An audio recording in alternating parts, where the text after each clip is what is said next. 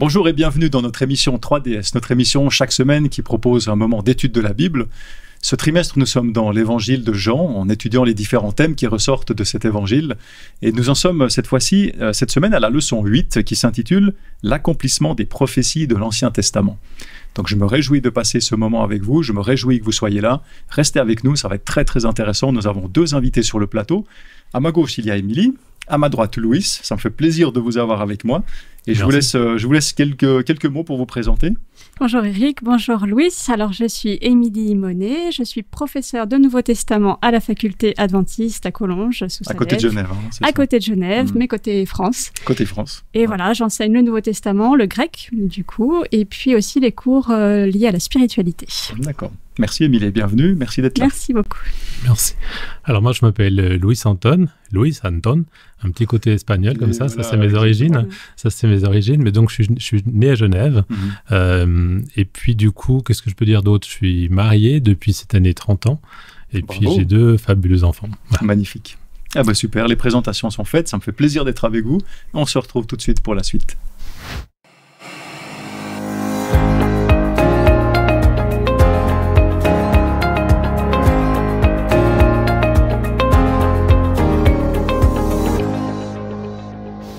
J'aimerais commencer par vous poser une question. Si vous pouviez vivre à l'époque d'un prophète de l'Ancien Testament, il y en a des prophètes, hein, vous avez l'embarras du choix, là, quel prophète est-ce que vous choisiriez et pourquoi? Pour quelle raison? Si ce prophète était, et c'est presque une deuxième question un peu complémentaire, si ce prophète était avec nous aujourd'hui, et puis il constate l'accomplissement des prophéties qu'il avait annoncées à l'époque, ce serait quoi son message aujourd'hui, à votre avis, dans son état d'esprit, dans l'esprit du message qu'il donnait?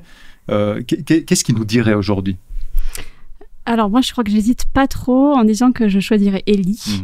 Voilà, parce que Élie, c'est un prophète qui m'a accompagné, qui fait tout un chapitre de ma thèse de doctorat. D'accord. Donc voilà, c'est quelqu'un que je crois avoir plutôt bien rencontré dans les Écritures. C'est quelqu'un qui me touche parce qu'il passe par toutes sortes d'émotions. Il est un peu excessif, même parfois beaucoup, très excessif. Voilà, il se fait le justicier de Dieu pour essayer d'enlever toute cette idolâtrie. Il peut avoir des grands moments de découragement. Il peut se plaindre à Dieu. Pourquoi il y a plus que moi, je suis tout seul et puis je veux mourir. Et dans tout cet excès, quelque part, on peut se reconnaître. Nous aussi, il nous arrive de passer par des moments... Comme tu l'exprimes, il est très humain. Il est très humain et du coup, il est très proche de nous. Je me sens aussi très proche de lui et en même temps, quel ministère magnifique. Ouais. Et alors, pour répondre à ta deuxième question, je dirais que... Élie, il a vu le Christ transfiguré, il était là à la transfiguration avec Moïse, et je me dis s'il pouvait revenir, il pourrait nous dire, mais en fait, au moment où moi, vous avez toute mon histoire, je l'avais pas encore vu, mais je l'ai vu, et je l'ai vu après, j'ai vu que ce Jésus, il est Dieu, et je pense que ce serait un évangéliste extraordinaire. Ah ouais. Tu nous fais rêver, là, moi je m'imagine tout ça, la scène, ça va être fabuleux, ouais. Magnifique, merci Émilie. Et puis toi, à quel prophète tu penses? Alors moi, j'ai pensé à Daniel, Daniel, en vous révélant déjà quelques éléments sur mon parcours. Moi, je suis né dans l'église adventiste depuis tout enfant, et forcément, les histoires de Daniel, elles sont waouh, elles sont incroyables. Donc on connaît toutes ces épreuves qu'il a vécues à côté du Seigneur, à faire face à des trucs incroyables. Déjà aussi sa foi, sa fermeté face à tout ce qu'il a vécu. Et puis après, voilà quoi, ce message incroyable, ce qu'il a été amené à révéler. Et puis du coup, je me disais aujourd'hui, quoi, s'il revient là, moi je crois qu'il nous disait, c'est pas fini les gars, c'est pas fini là, tout ce que j'ai déjà vu passer, de tout ce que j'ai vu dans ces prophéties, en fait, il nous reste encore un bout, et c'est pas du moindre qui nous vient là, qui nous arrive encore. Pas pour nous faire peur, quand même. Pas pour nous faire peur, non, mais du coup, voilà, quoi, on part sur la sécurité de tout ce qui s'est déjà passé, et puis se dire, la suite, elle va aussi être là, quoi. C'est pas encore fini. Ah ouais.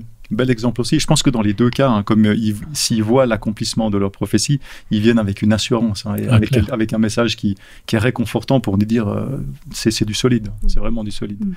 Merci pour vos réponses à cette première question. Maintenant, on va rentrer dans le texte biblique. Alors, je vous propose de prier avec moi avant d'ouvrir la Bible et de lire ce qu'elle a à nous dire. Notre Dieu, nous voulons te remercier pour ta présence dans nos cœurs, pour ta présence aussi au sein de cette parole que tu nous donnes et qui devient vivante parce que ton esprit y transpire, Seigneur. Merci pour pour cette richesse, et on te demande de nous accompagner par ton esprit pour nous éclairer, pour nous rapprocher de toi, pour mieux te comprendre, Seigneur. Nous te prions au nom de Jésus. Amen. Amen. Amen. Alors, cette semaine, le verset biblique qui constitue le fil rouge de notre étude, ce verset biblique se trouve dans Jean 5 au verset 36. Alors, juste pour mettre un tout petit peu le contexte, c'est Jésus qui se trouve au milieu de la foule. C'est un jour de sabbat. Et là, il guérit un infirme de longue date. Hein. Et quand cet homme guéri raconte finalement la guérison et comment ça s'est passé et qu'est-ce qui s'est passé, les responsables juifs qui étaient contemporains, qui étaient là, ils en veulent à la vie de Jésus et ils viennent l'interpeller, Jésus. Et c'est dans ce contexte que Jésus leur dit, donc en parlant à ces responsables juifs, et on voit ça dans Jean 5, verset 36, Jésus leur dit « Pour ma part, j'ai un témoignage plus grand que celui de Jean. Ce sont les œuvres que le Père m'a donné d'accomplir. Ces œuvres mêmes que je fais témoignent à mon sujet que c'est le Père qui m'a envoyé. » Dans ce verset, en fait, Jésus, il essaye de faire comprendre la véritable nature de ses œuvres, hein, c'est-à-dire qu'il est envoyé de Dieu et que c'est Dieu qui agit à travers de lui.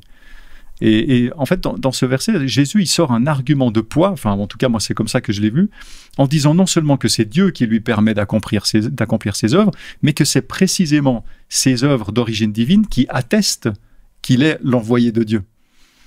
Alors, quelques questions pour mettre un petit peu le cadre de réflexion que j'aimerais développer avec vous. De quelle œuvre parle Jésus, hein, qui semble montrer très clairement son origine divine? Il parle de quoi ici, Jésus? Est-ce que pour vous, c'est aussi clair que ce que Jésus affirme? Quand Jésus parle de ça, pour lui, c'est très clair. Est-ce que c'est vraiment aussi clair que ça?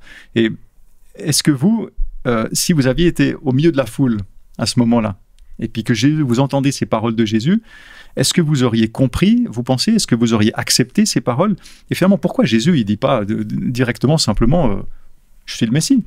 Voilà, pourquoi c'est un peu voilé comme ça? Moi, j'aimerais peut-être réagir justement sur les œuvres et peut-être en donnant une subtilité qui est dans le texte original. Je ne vais pas partir dans un cours de grec, hein, n'ayez pas peur. Ouf, merci. Simplement pour donner un élément. En grec, alors nous en français, on va penser à tous les écoliers qui font des dictées et qui apprennent l'orthographe. Un sujet, on l'accorde avec le verbe. Si c'est singulier, le verbe est au singulier. Et en grec aussi, hein, évidemment. Sauf qu'il y a une exception où on peut avoir un sujet au pluriel avec un verbe au singulier. Alors là, et c'est le cas hein, dans ce texte ici, donc ces œuvres au pluriel témoignent avec eux au singulier. Alors les enfants, ne faites surtout pas ça à l'école, c'est pas un bon exemple, même si c'est dans la Bible. Mais en fait, c'était pas une faute du scribe. C'est pas une faute en fait. Et on peut faire ça, et Jean particulièrement fait ça. Alors à des moments non, à des moments il accorde bien à ce cas-là pluriel, mais là, quand il fait ça, ça vient toujours parler d'une collectivité, d'un tout. Par exemple, il peut faire ça avec les brebis écoutent ma voix. Donc les brebis au pluriel, elles écoutent au singulier la voix du bon berger. Et là, il dit ces œuvres, elles témoignent. Donc ça veut dire qu'on parle de toutes les œuvres, de tout l'ensemble. Et ça, je trouve ça très beau. Quand il dit ces œuvres, c'est pas simplement juste la guérison qu'il vient d'opérer juste au début du chapitre. C'est le tout. C'est tout ce qu'il fait, tout ce qu'il dit, tout ce qu'il est. Et c'est tout ça en fait qui témoigne du Père et ce que vient révéler Jésus. Ça, je trouve ça vraiment très très beau de se dire c'est pas un événement, tel événement précis, c'est Jésus tout entier, en fait. Tout ce qu'il fait, tout ce qu'il est, tout ce qu'il dit, tout ce qu'il témoigne. Après, et c'est assez fort aussi dans l'évangile de Jean, je me dis, si moi j'avais entendu ça, est-ce que j'aurais été capable de tout comprendre justement à ce moment-là? On voit bien que dans l'évangile de Jean, on l'a à plusieurs reprises, mais en particulier à la fin de l'évangile, les disciples, ils comprennent et ils se souviennent des paroles, mais après la résurrection. Donc il y a une compréhension aussi après la croix et la résurrection. Et sur le moment, c'était sans doute difficile, tout n'était pas accessible encore à ce moment-là. Il y a aussi tout un travail dans le temps, et ça doit aussi passer par la croix et la résurrection pour comprendre ce tout, je crois. Et je pense que Jésus, il jouait beaucoup là-dessus aussi. Hein. Alors, non pas qu'il voulait que ça reste caché, il voulait faire réfléchir sur le moment, mais il voulait que ce soit suffisamment clair pour que quand après il y a des choses qui se révèlent, qui arrivent, des événements qui arrivent, que tout d'un coup ça fasse tilt dans l'esprit des disciples en disant « Ah, tiens, cette parole... » Maintenant, le puzzle, il est reconstitué. Voilà, exactement. Donc, je pense que c'était très subtil, mais c'est vraiment subtil. Intelligent, très futé, intelligent, mais très subtil. Hein. D'accord, merci beaucoup, Émilie. Moi, j'aime beaucoup la partie de qu'est-ce que si j'étais là-bas, qu'est-ce qui se passerait? Alors du coup, j'aime beaucoup réfléchir comme ça. Puis souvent, on n'a pas la réponse, on peut pas voyager dans le temps, on peut pas se mettre à la place de quelqu'un d'autre. Mais je crois que quand même, ça nous aide à peut-être à aussi apprendre à réagir pour les événements qu'on peut vivre nous, de se positionner face à des événements. Du moment, moi, je suis sûr que j'aurais pas compris. Parce que déjà, je pars de la base que tous ces gens-là avaient certains des grandes connaissances, d'autres pas, et puis ils l'ont pas fait parce que quelque part, c'était comme tu disais, c'était un peu la volonté de Jésus sur ce moment d'y aller un peu au compte-gouttes. C'était sa stratégie. Donc, on va pas se dire que nous, on est plus malin et puis qu'on va aller tout comprendre ça. Mais en même temps, de penser à ce qui se serait passé à ce moment-là, je me dis, je suis aujourd'hui. Que si je le rapporte vraiment à aujourd'hui, qu'est-ce que j'attends aujourd'hui? On a cette réalité, tout cela, ça s'est passé, ça on est sûr. Donc lui, c'est le Messie. Aujourd'hui, c'est facile pour nous. Et puis, si on est là, je pense qu'on le croit profondément. Mais voilà, qu'est-ce que j'attends? Où j'en suis? Comment je me positionne par rapport à tout ce qui va venir? Alors du coup, je rejoins Daniel avec tout ce qui vient en avant. Et puis de se dire, voilà, est-ce qu'on va être prêt? Est-ce qu'on a l'esprit suffisamment ouvert pour recevoir tout cela? Puis je crois qu'au travers de tout ce qu'on va aussi voir, on va comprendre à quel point c'est important de rester alerte, de rester curieux de ce qui vient pour pas être dans la même situation de ces gens qui sont juste dans le noir un peu là, ils sont dans le flou, c'est pas très clair. Se méfier peut-être des conclusions trop rapides ou des certitudes qu'on a et qui nous empêchent finalement d'être alerte pour quelque chose qui pourrait venir, ou peut-être qu'on n'a pas tout à fait compris, ou qu'il y a quelque chose de plus à comprendre en tout cas. Exactement. Toujours rester comme ça. Moi, je me rappelle quand on a étudié l'évangile de Marc, c'était le trimestre précédent, on a vu que Marc, il a fait beaucoup de liens avec l'Ancien Testament. D'ailleurs, Matthieu aussi, mais là, je parle de Marc parce qu'on l'a étudié récemment. Et ces liens qu'il faisait avec l'Ancien Testament, c'était précisément pour montrer que Jésus, c'est l'accomplissement. Il a accompli énormément de prophéties qui étaient annoncées déjà dans le passé. Donc, c'est pas quelque chose qui sort du chapeau du magicien. Il y avait des choses annoncées et ça vient attester quelque part d'une véracité ou de quelque chose de solide. Et là, si je lis les paroles suivantes de Jésus face aux responsables juifs, donc je reviens dans le contexte de Jean qu'on a lu tout à l'heure, si je prends dans Jean 5 au verset 39 à 44, Jésus leur dit: vous sondez les Écritures parce que vous pensez avoir en elles la vie éternelle. Or, ce sont elles-mêmes qui me rendent témoignage. Et vous ne voulez pas venir à moi pour avoir la vie. Je ne reçois pas de gloire des humains, mais je vous connais. Vous n'avez pas en vous l'amour de Dieu. Moi, je suis venu au nom du Père, et vous ne me recevez pas. Si un autre vient en son propre nom, celui-là, vous le recevrez. Comment pourriez-vous croire, vous qui recevez votre gloire les uns des autres, et qui ne cherchez pas la gloire qui provient de Dieu seul ? Alors moi, quand je lis ces paroles de Jésus, je crois qu'il faut être réaliste, c'est des paroles qui sont assez dures quand même. Jésus, il va là où ça fait mal. Il pointe vraiment le problème là où il est. Et je me pose la question, mais qu'est-ce qu'il veut dire exactement ? Pourquoi est-ce qu'il est dur comme ça avec ces gens-là et quel message est-ce qu'il veut leur faire parler ? Quel message il veut donner à ses interlocuteurs, à ses responsables juifs ? En leur parlant comme ça clairement, parce que souvent quand on est dur, c'est parce que c'est très clair, et puis ce qui est clair, ça fait pas toujours du bien entendre.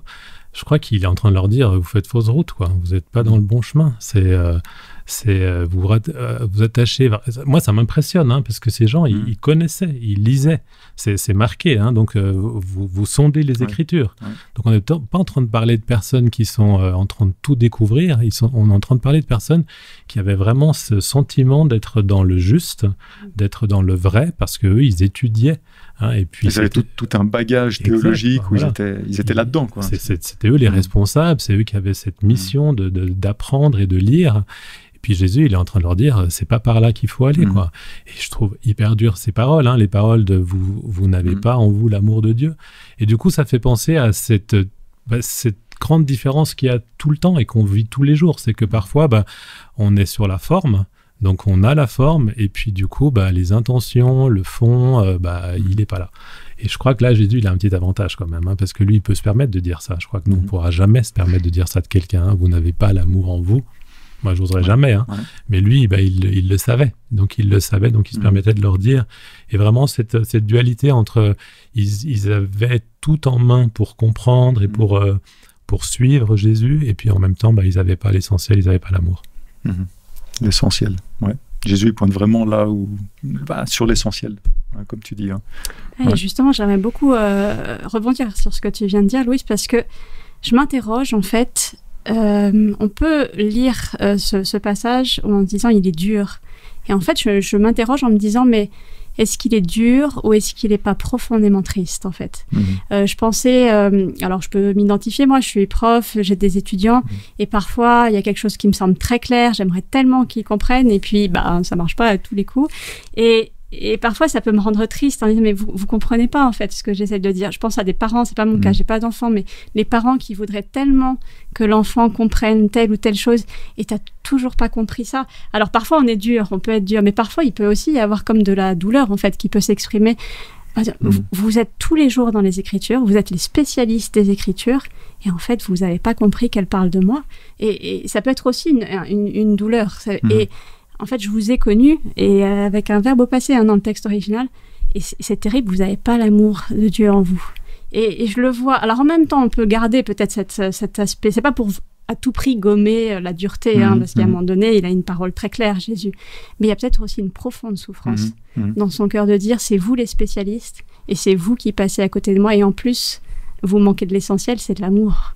Et voilà, d'entendre peut-être un ton de Jésus sur une autre facette, mais une facette douloureuse, avec tout ce que j'essaye de vous expliquer.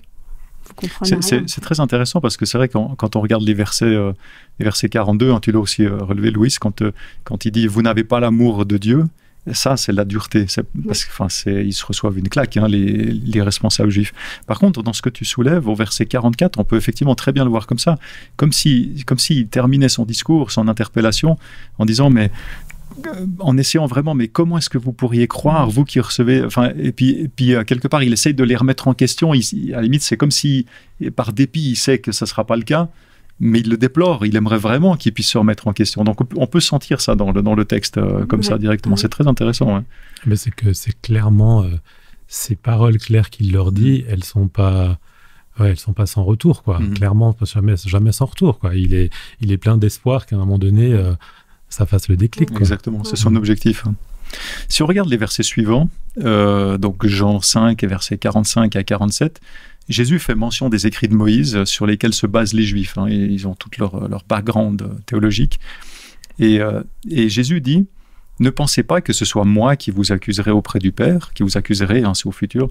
Celui qui vous accuse, c'est Moïse, en qui vous avez mis votre espérance. En effet, si vous croyiez Moïse, vous me croiriez aussi, car lui, c'est à mon sujet qu'il a écrit. Mais si vous ne croyez pas ces écrits, comment croirez-vous mes paroles ?» Alors, dans ces 3 versets-là que je viens de lire, Jésus cite leur propre référence, hein, il se met sur le même terrain, finalement, qu'eux, à savoir la loi de Moïse, hein, c'est ce qui avait foi, c'est ce qui était important, vraiment, au-dessus de tout pour les Juifs de l'époque. Et il termine par cette même question qu'il avait posée au verset 44, hein, très intéressant. Comment croirez-vous ? Donc on voit donc que les Juifs ne voient pas en Jésus, on ne voit pas Jésus dans les écrits de Moïse, et pourtant dans Jean 1 au verset 45, c'est Philippe, un disciple de Jésus, qui affirme, celui dont il parle à Nathanaël, qui est un autre disciple de Jésus, et il lui dit, Philippe dit à Nathanaël, celui au sujet duquel ont écrit Moïse dans la loi et les prophètes, nous l'avons trouvé, c'est Jésus de Nazareth, fils de Joseph. Donc Philippe, disciple de Jésus, il parle en disant, on a trouvé celui dont parle la loi de Moïse, et puis ceux qui sont spécialistes de cette loi de Moïse, ils ne voient pas Jésus dans la loi. Alors comment expliquer, et c'est la question que je vous pose dans ce contexte, comment expliquer que Philippe croit et que les responsables juifs ne croient pas, alors qu'on peut dire qu'eux étaient certainement encore mieux placés que Philippe pour croire. Ils étaient spécialistes, ils étaient professeurs, ils étudiaient, voilà, c'était leur quotidien, l'Ancien Testament. C'est une interpellation difficile, hein, parce que je suis prof de théologie, voilà. On va se dire, oh là là, ça se trouve, je suis la première à peut-être la bonne personne à qui il faut poser la question. Là. En fait, peut-être 2 aspects. Sur l'aspect des Écritures, tu l'as mentionné au tout début, chaque évangéliste va à sa manière, parce qu'ils ont vraiment une manière très différente, un projet théologique différent, mais dire, les Écritures, elles s'accomplissent en Christ, mais ils le font chacun à leur manière. Et Jean le fait vraiment aussi, d'une certaine manière. Et ce rapport à, est-ce qu'on comprend ce que Moïse a annoncé ou pas, c'est quelque chose qui va as traversé, tu as mentionné, c'est Jean 1, Philippe le mentionne. On va avoir ici, dans ce passage où Jésus va directement interpeller avec cette question « comment ?» C'est 2 fois « comment vous pourrez croire ?» Si vous passez à côté de ça, c'est la base en fait. C'est le b.a.-ba et vous avez même pas franchi la première étape. Et puis, un peu plus tard, on va avoir les pharisiens eux-mêmes en Jean 9 qui va dire « mais pour nous, on sait que Dieu il a parlé à Moïse, mais celui-là, donc Jésus, on ne sait pas d'où il vient. On ne connaît pas son origine. Du coup, on ne peut pas le rattacher à Moïse. Pour eux, ça fait pas connexion en fait. Ils partitionnent, il y a Moïse et puis il y a cet homme-là qui parle de ça. Et cette question d'accomplir les Écritures, je crois qu'elle est fondamentale. Elle est très belle aussi dans la tradition juive et tout ce qui tourne autour de ça, avec, là encore, voilà, je suis prof de grec, du coup je lis le texte, mais le verbe qui est utilisé là, c'est très beau, c'est un verbe qui est très important dans la culture juive de l'époque de Jésus, c'est la question de remplir. Nous on dit accomplir, mais avant tout c'est remplir. Et cette question de remplir, la coupe qui est remplie, ça vous donne un verset de psaume, ma coupe déborde, remplir la coupe, et quand c'est donc accompli, ça veut dire que c'est rempli à tel point que ça déborde. Et Jésus dit, je suis pas venu pour abolir la loi, mais je suis venu pour remplir, pour accomplir. Donc la venue de Jésus, c'est ce remplissage total de la coupe, et ce débordement que moi je vois comme un débordement d'amour. La coupe, elle est remplie, et elle déborde, c'est le psaume 23, tu fais déborder ma coupe. Donc cet accomplissement en Jésus, c'est un débordement d'amour. Mais voilà, les chefs religieux, eux, ils n'arrivent pas à connecter ça et ils en sont même pas, ils sont bloqués à la première étape, quoi. Ils n'arrivent pas à connecter. Il y a Moïse et puis il y a cet homme-là qui nous parle et qui a l'air de dire on ne sait pas trop quoi. Et ils veulent même pas, parfois, un excès de connaissances. Alors, je suis pas en train de dire que c'est pas bon la connaissance, et puis je serais mal placée pour le dire. Mais trop de connaissances, trop de certitudes peuvent nous empêcher de voir. Et là, c'est une question de vision, c'est voir Jésus-Christ dans l'Ancien Testament, déjà révélé. Et ensuite, eux, ils l'ont en face d'eux et ils n'arrivent pas à connecter. Oui, effectivement. Oui, je trouve très complexe, cette différence entre Philippe, là je reviens sur vraiment le Jean 1, et puis entre Philippe, lui, genre, je sais pas, tellement facile, non, on dirait, quoi. Il s'est pas passé grand-chose avant. On est au tout début, Jésus arrive, l'interpelle, et puis du coup, voilà, paf, quoi. Lui, voilà. Puis en plus, justement, il fait cette référence immédiate, quoi. C'est celui dont on a toujours parlé, quoi. Depuis Moïse, on en parle et il est là, quoi. C'est incroyable, quoi. Ça, c'est vraiment des miracles, ils sont assez fabuleux. Et puis, pourquoi? Alors, je me demandais pourquoi si on n'a pas cette même référence, ça faisait un peu écho à mon parcours, à nouveau. Moi, je suis né ici et je me suis marié à une femme qui vient d'Espagne. Donc, elle est arrivée déjà avec un certain âge dans cette culture avec des références. C'est pas si loin, on est bien d'accord, c'est pas très très loin, elle vient de Barcelone. Mais du coup, il y a quand même des références qui manquent. Je veux dire, on se rend compte très rapidement quand on commence à vivre ensemble et à partager, on n'a pas les mêmes références. Puis je me disais, par rapport à ça, pourquoi les deux ont les mêmes références et ils n'arrivent pas à voir les mêmes choses?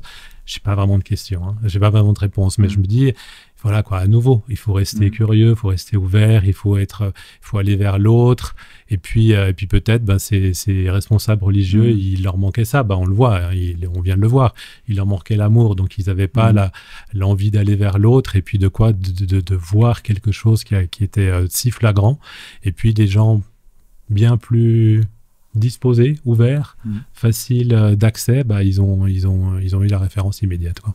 En t'écoutant, je me dis aussi que tout ça, c'est aussi le travail du Saint-Esprit, qui peut nous révéler le Christ dans l'Ancien Testament. Et pour que le Saint-Esprit, il nous prend pas de force, il faut quand même un minimum d'ouverture pour que le Saint-Esprit puisse travailler en nous. Et parfois, et malheureusement, les chefs religieux ou des chefs spirituels peuvent être tellement crispés et laisser tellement peu d'espace à l'Esprit Saint parce que je crois qu'il y a vraiment aussi ce travail de l'Esprit qui vient de connaître Jésus dès les Écritures, donc dès l'Ancien Testament pour nous aujourd'hui. Mais effectivement, parce que ce que vous mentionnez, moi, ça me fait vraiment penser, ma réflexion comme ça spontanément, c'est que je me dis, il y a déjà une ouverture de cœur. Est-ce que qui était disposé ou pas peut-être à entendre quelque chose de nouveau, à se laisser interpeller. Et je m'interroge pour moi, pour nous aujourd'hui, c'est un questionnement de chacun finalement. Et après, le rôle du savoir, de la connaissance, de l'étude, oui, c'est important, c'est utile, on est encouragé à le faire, mais dans quel but ? c'est pas une fin en soi. C'est quelque chose, au contraire, qui doit nous permettre de donner des réponses à cette ouverture et à ces questionnements qui arrivent. Mais pour mieux rebondir vers d'autres questions et d'autres recherches et d'autres réponses, et ainsi de suite. C'est pas une fin en soi. Et là, on peut se poser la question, eux, déjà, dans les responsables juifs, dans quel schéma ils étaient. À l'opposé, Philippe, dans quel schéma il était, et puis là au milieu, nous, aujourd'hui, dans quel schéma on est, et c'est une question individuelle. Mais tu vois, Eric, je veux dire, le texte le dit, finalement, cette écriture, cette connaissance, elle doit mener à lui, à Jésus. Je veux dire, c'est écrit, et puis pas penser que par elle, par cette connaissance, par cette lecture, par cette écriture, on va avoir la vie sauve, c'est pas là. Absolument. Voilà. Absolument. Moi, je m'interroge sur notre temps aujourd'hui aussi, et puis je me fais la réflexion, mais si je me rappelle quand j'étais plus jeune, et il y a quelques dizaines d'années, ou jusqu'à il y a quelques dizaines d'années en tout cas, on se rend compte que, en tout cas ici en Suisse romande, les gens étaient chrétiens. Je veux dire, moi je me rappelle quand j'allais à l'école, les questions c'était « Ah, t'es catholique ou t'es protestant ?» ou etc. Enfin, on était tous... je schématise, catholique ou protestant. Alors moi j'étais là au milieu adventiste, mais je veux dire tout le monde était catholique ou protestant. On va dire ça comme ça. C'est vraiment un schéma. Aujourd'hui, si on regarde, le monde a bien changé. Quand on réfléchit autour de nous, qu'on pose la question peut-être à des gens.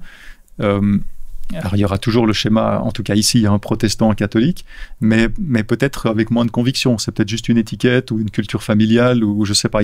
Ça représente beaucoup moins pour les gens, et il y a aussi de plus en plus de personnes qui vont dire « Ah, moi je suis ni l'un ni l'autre, moi je suis athée ».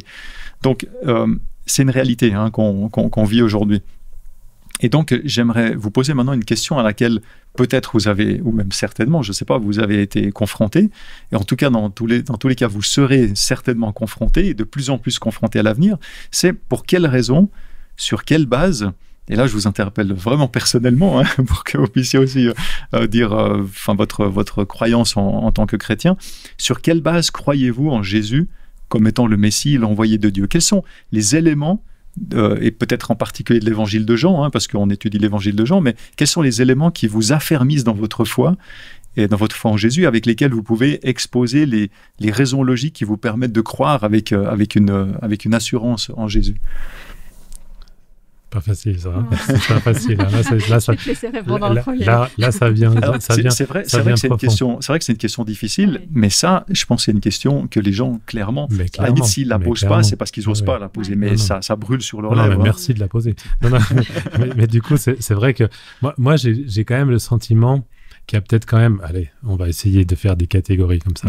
Je veux dire, il y a deux catégories de personnes. Du coup, il y a celles qui ont vraiment besoin d'évidence. Et puis là, c'est peut-être une approche un peu plus scientifique, un petit peu comme ça, plus empirique, des éléments, vraiment. Et puis ça, on y retrouve vraiment dans le livre de Jean, on en parlait tout à l'heure, il a vraiment toutes ces références à l'Ancien Testament, puis au fait qu'en fait, là, on est en train de parler que les gens ne voient pas que Jésus, c'est le Messie, et il y a tellement d'éléments qui sont tellement clairs qu'il accomplit un énorme nombre de prophéties dans sa personne avec plein de détails, mais plein de détails que Jean se donne du mal de relever sur des choses toutes banales, de comment il rentre dans Jérusalem sur un âne, comment il va mourir, qu'aucun de ses os est brisé.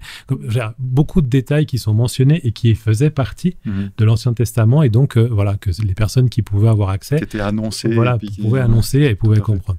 Puis après, les autres personnes, en fait, c'est l'élément de la foi. Et je crois qu'il est indissociable de cette question, parce que beaucoup, et j'en fais sûrement partie, beaucoup plus, c'est de se dire, mais c'est vraiment pourquoi ça m'est donné, de pourquoi j'ai cette facilité à le croire et à le croire profondément. C'est parce que cette foi, elle m'est donnée, et ça c'est parce qu'il faut aussi la demander, on est bien d'accord, mais elle nous est donnée, et puis à un moment donné, c'est un cadeau, donc c'est trop bien. C'est trop bien d'avoir la foi qui te permet peut-être de, face à quelques notions d'incompréhension, de choses pas très claires, de s'accrocher à la foi et puis de se dire on va de l'avant. Et puis après, l'élément le plus essentiel pour moi, pour répondre à cette question, c'est le quotidien, c'est le vécu. C'est la quantité innombrable de fois où je sens que Jésus, il est vraiment à mes côtés, qu'il est là, qu'il m'accompagne. Et donc, pourquoi c'est le Messie? Pourquoi il est si exceptionnel? Pourquoi il a marqué l'histoire? Mais parce que moi, je le sens dans ma vie tous les jours, Donc, c'est quelque chose qui est vraiment totalement personnel. C'est pour ça que je dis que c'est pas facile, parce que ça touche quelque chose de très intime, de se dire, mais ça, c'est vraiment ce qui fonctionne le mieux pour affirmer le reste, ça aide, hein, vraiment. Oui. Je veux dire, de lire ce texte, de voir à quel point c'est évident, mais je trouve qu'on a le beau rôle quand même. Je trouve qu'on a le beau rôle aujourd'hui, parce que du coup, on est là, on a le texte de Jean, on voit le texte dans l'Ancien Testament, et puis on se dit, ouais, c'est bien, ça correspond tout bien. Je veux dire, sur le moment, ouais, c'est moins évident. Nettement plus facile. Mais voilà, mais en même temps, il faut utiliser tous nos moyens pour continuer à lire avec la bonne intention, comme on disait, pour pouvoir avoir des arguments pour toutes ces personnes qui vont venir nous interroger. Mais en même temps, voilà, quoi, viens vivre avec moi un petit moment, quoi, un petit temps, et puis on va se rendre compte que ça, c'est réel, quoi. Ça reste pas que dans un écrit, c'est vécu. Merci Louis, c'est un beau témoignage. J'aimerais bien rebondir peut-être d'abord sur ta deuxième partie en disant, ou non, peut-être tu as commencé comme ça, mais sur le fait qu'il y a de moins en moins de chrétiens. Alors ça dépend des territoires, mais en tout cas en Europe, il y a de moins en moins de chrétiens. Et en même temps, assez paradoxalement, il y a une soif spirituelle, il y a des quêtes spirituelles, une recherche, des gens qui vont chercher dans plein d'endroits différents. Donc ça, c'est toujours là en fait. Cette soif spirituelle, elle est là.